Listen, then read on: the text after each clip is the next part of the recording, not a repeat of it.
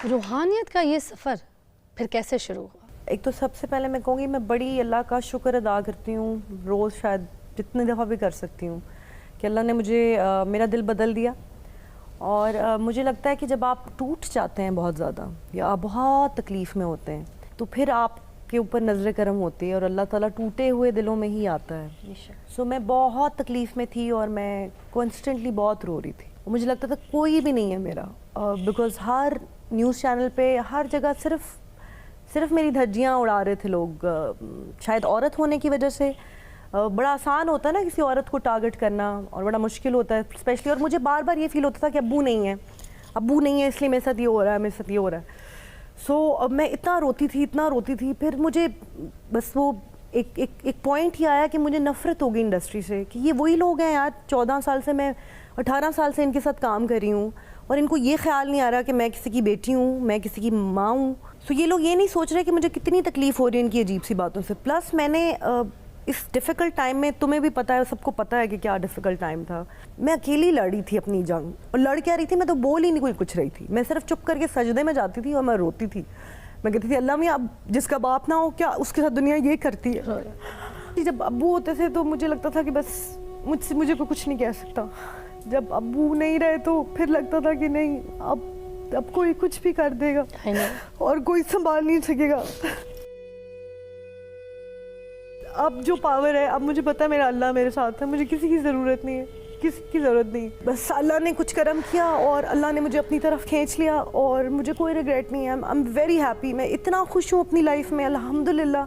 मुझे इतना सुकून पूरी ज़िंदगी में नहीं मिला जितना मैं इस 1-1.5 साल में है। मैं आपको बता नहीं सकती। अपने एक दोस्त को पकड़ के मैं कहती हूँ कि यार इस तरफ आओ, अल्लाह की तरफ मतवज्जा आओ, इससे बड़ा नशा कोई नहीं है। एंड यू नो, बस ये सफ़र उस तकलीफ़ से शुरू हुआ और अल्लाह ताला ने मुझे अपनी तरफ खींचा। और मैं कहती हूँ बस अल्लाह मियाँ मुझे ऐसे ही रखे। और आई वांट कि आप सबकी दुआएं मुझे चाहिए कि मुझे इस्तकामत रहे और मैं इसी रास्ते पे रहूँ मेरे लिए, और मैं इसी तरह जैसे हूँ इसी तरह मरूँ बस। आपने कहा था कि आप टीवी शो होस्टिंग करती रहेंगी, मगर आप काफ़ी अरसे से स्क्रीन से गायब हैं। कहीं होस्टिंग को भी खैर बात तो नहीं कह दिया आपने? मैंने खैर बात नहीं कहा, लोगों ने खैर बात कह दिया। आई थिंक हिजाब की वजह से वो पीपल आर नॉट इंटरेस्टेड कि मैं होस्टिंग करूँ। हैं? हाँ, शायद मेरा ख्याल में यही होगा। मगर मेरी बात सुने, थोड़ा सा इंतज़ार करें, रमज़ान शरीफ आने वाले, तो रमज़ान ट्रांसमिशन तो आपने ही करनी पड़ेगी। हर कोई पुकारेगा कहाँ है नूर, कहाँ है नूर। लेकिन मुझे एक महीने में पूरे 11 महीने की कसम मतलब सीजन होगा, सीजन शुरू हुआ, सीजन चल रहा है। बंदा कह देता ना कि नहीं देखो साढ़े को इको महीना है, हम ऐसे भी नहीं कमाना, देखो तो कमाना। मैं तो मजाक के तौर पे ये बात की है, मैं इतनी बिजी होती हूँ कि मेरे पास टाइम भी नहीं होता। और आई डोंट थिंक कि मेरे पास अब कैपेसिटी भी है। मतलब एक आध शो कभी कर लिया। तो रमजान ट्रांसमिशन के आप नहीं, रमजान में मैं रोजे रखने, मैं इबादत ना करूँ, मैं उधर भी पैसे में कमाने चली जाऊँ? नहीं भाई, मैंने अल्लाह को नहीं राजी करना। मैं रमजान इस दफा भी मुझे ऑफर आई थी। जब आप उसके कामों में लग जाते हैं ना तो वो आपके कामों में लग जाता है। यार क्या अच्छी बात की भाई। रमज़ान एक ही तो महीना आता है पूरे साल में जिसमें आपने मनवाना है, अपने आप को बख्शवाना है, आपने नेक डीड की। अभी मुझे इस रमज़ान में एक चैनल से ऑफर आई थी, बट आई सेड नहीं भाई, मैंने इबादतें करनी और वो फिर तरावी पढ़नी होती है, सारी रात वो होती है, वो तो मनाने वाला महीना है और बरकतें वाला महीना। इस रमज़ान में तुम भी जंगलों की तरफ निकल या तौन कटा के किसी टीवी पे बैठ गई जंगलों में जाके तो लोग कहेंगे यार देखो ज़राफा रोजे रखने के लिए आ गया। इसने भी ना रमजान में बहुत दिहाड़ियां लगाई है। सबने कहा रमजान ट्रांसमिशन करो, तो किसी चैनल के साथ इसकी बनी नहीं, पैसे बहुत मांग रही थी। इसने सहरी जगानी शुरू कर दी और सहरी जगाने में इसके पास पीपे जो के भी पैसे नहीं थे। लोगों के गेट हाथ से खटकाती थी, बल्कि गेट के ऊपर से अंदर बंदे को हटा देते, उठो भी रोजा रखो, चलो खाओ। लंबी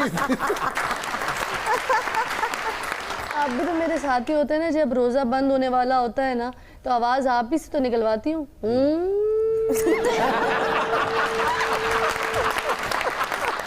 यार मुझे बताओ, किसी को जगाना सहरी के लिए है कोई गुनाह है, कोई गलत बात है? तो सवाब का काम हुआ ना। और बीमार हो जाए तो एम्बुलेंस में नहीं बैठती, अपनी गाड़ी की छत खोल के ना तो ऊपर से मुंह करती वाह वाह।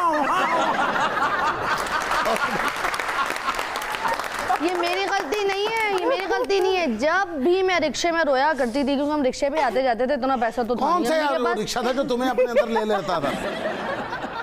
रिक्शे में ऐसे बैठती जैसे पटारी में सांप नहीं लपेट के रखते थे। ये पूरा ऐसे आलती पालती मार के बैठ जाती थी। और जैसे जैसे वो रिक्शा स्टार्ट करता था ना, हाँ, इसके लिए वो बीन थी, हाँ। जहाँ पे इसका स्टॉप आता था ना, वहाँ खड़ी हो जाती। मैं नागन हो गई।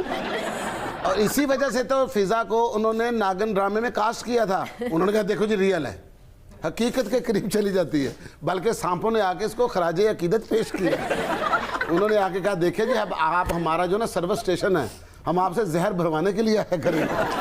और आप ये देखें कि जब मैं नागिन बनती हूँ, जैसे ही वो सीरियल ही खत्म हो गई जो सोप की तरह चल रही, खुद ही अपनी इसने आते पहले डायरेक्टर को डांग मारा और कहता पैकअप।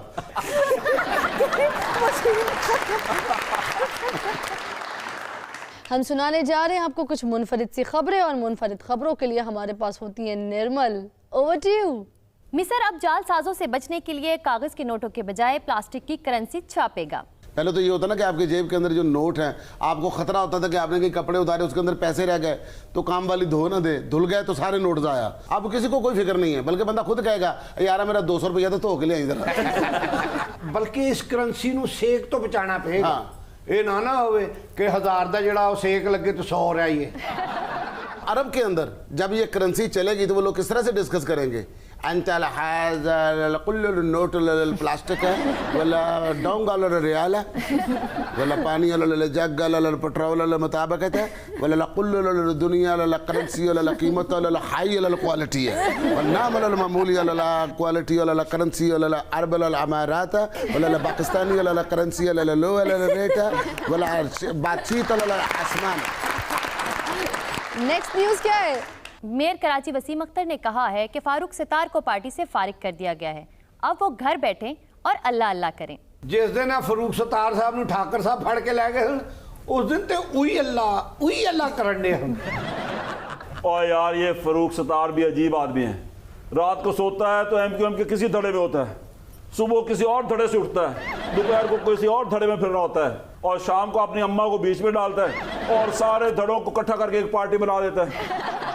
ये डायलॉग जो है ना फारूक सतार साहब के लिए बना है कि तुम्हारे पास क्या है? कहता मेरे पास जायदाद है, जमीन है, पैसा है। तुम्हारे पास क्या है? मेरे पास माँ है। आगे चलेंगे। इमरान खान भारत में ऑनलाइन सबसे ज्यादा सर्च की जाने वाली शख्सियात में शामिल हो गए। भारत के अंदर लोग सर्च करते हैं कि सलमान खान को देखो, उसकी कोई नई फिल्म आई, यार शाहरुख खान उसका कोई नया सॉन्ग आया। इस तरह वो इमरान खान को भी सर्च करते हैं, देखो यार कोई नवी गल आई, अज किनू दबके मारे ने, अज इन्हें किनू डराया, अज को केड़ा डर के दौड़िया, कल इन्हें किहने तोड़ी लानी है, परसों इन्हें फड़ के किनू अंदर देना। यार कही जा रहा फड़दा किसी ने भी नहीं पिया। और क्या खबर है? अमरीकी हुकाम ने ट्रंप को तजवीज़ दी है कि इमरान खान को दौरे की दावत दी जाए। अब उसने लेट वाला उसको क्यों बुलाया? हाँ। क्योंकि उसके पास $1.5 अरब नहीं था। मगर $1.5 अरब का इनके आने से क्या ताल्लुक है? ट्रंप को पता सी ना इस तो घट मांगता ही नहीं है। और पैसे अगर मिल जाएं तो फिर दुआएं देते हैं, ओए देखना अल्लाह ने तुम्हें बहुत देना है, देखना ये तुम्हें एक कप्तान की दुआ है, तेनू सोने दे सिरे लगने ने।